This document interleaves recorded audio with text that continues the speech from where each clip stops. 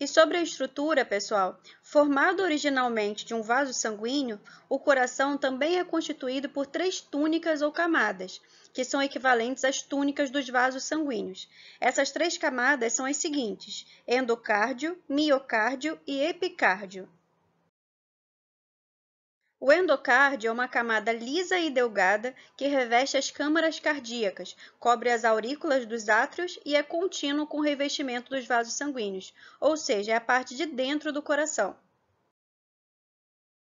Outra aplicação prática, gente, é a endocardite, que é a inflamação do endocárdio que a gente acabou de mencionar, e que pode ter várias causas, inclusive infecciosa, por exemplo, uma bactéria que está na cavidade oral, quando o animal tem tártaro, por exemplo, e vai parar lá no endocárdio, causando essa inflamação e com infecção. Já o miocárdio, ou músculo cardíaco, compõe a maior parte da parede cardíaca. Ele consiste em fibras de músculo estriado modificado, que, ao contrário do músculo estriado convencional, os miócitos não sofrem fadiga e são regulados pelo sistema nervoso autônomo. E aí, gente, enquanto a inflamação do endocárdio a gente chama de endocardite, do miocárdio a gente vai chamar de miocardite. Mais uma vez, casos de miocardite. E a última camada do coração é o epicárdio, que é mais externo e faz parte também do pericárdio, que a gente já mencionou anteriormente. E uma afecção clínica que, infelizmente, tem se tornado frequente na clínica de pequenos animais é a dirofilariose, que é uma doença muito grave e que pode ser fatal, afetando principalmente cães, gatos mais raramente e outros animais silvestres. Nessa doença, vermes adultos vivem no coração e nas artérias pulmonares e podem causar insuficiência cardíaca e doença pulmonar grave, podendo inclusive levar o animal a óbito. Nesse vídeo vocês vão ver o exame de imagem de um cachorro com dirofilariose e depois a remoção cirúrgica desses vermes adultos. Mas geralmente o tratamento não é cirúrgico, é conservador, com medicamentos.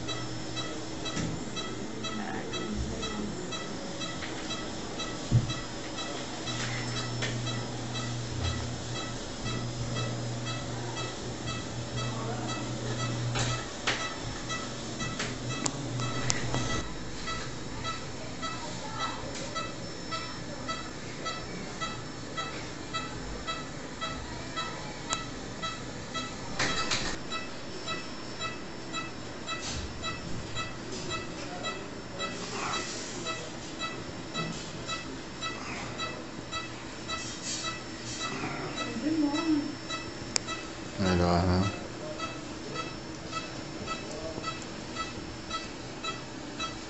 Muito bom. Tudo bem.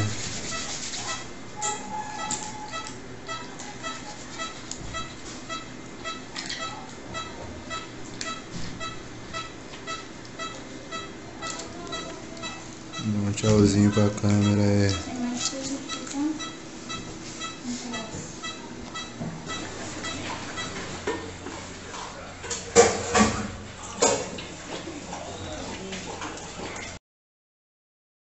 E a dirofilariose também pode afetar os gatinhos, mas numa proporção muito menor, provavelmente devido a uma resistência do hospedeiro ou uma reação imune que esse animal tem contra a filária. Enfim, fato é que poucas larvas alcançam a maturidade virando vermes adultos nesses animais.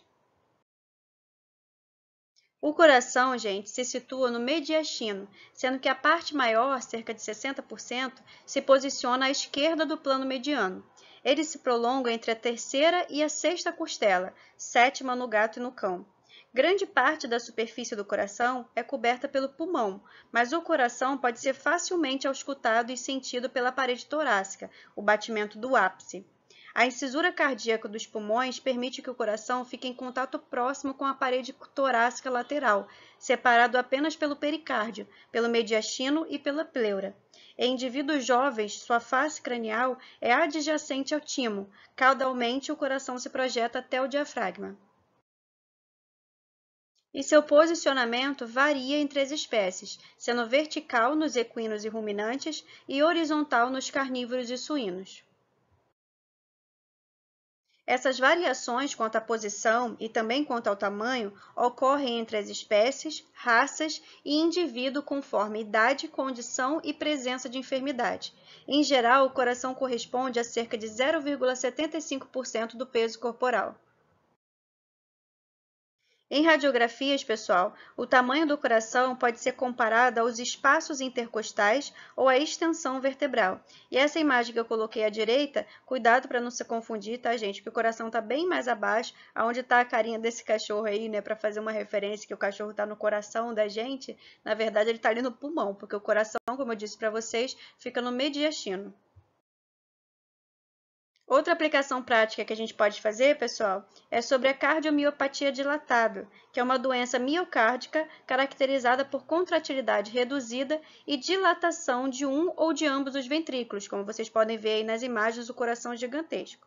Os cães de raça pura e de porte grande são os mais acometidos, e aí as sequelas são diversas devido a essa diminuição na contração do coração.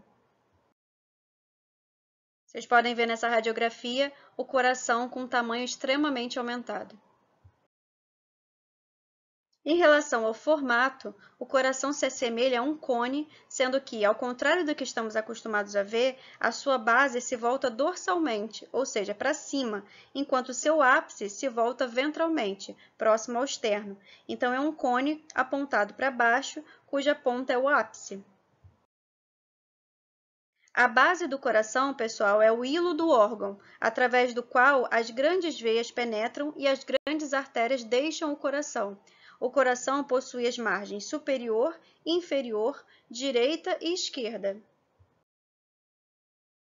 Possui também uma face lateral direita e uma face lateral esquerda, que se encontram cranialmente na margem ventricular direita e caudalmente na margem ventricular esquerda,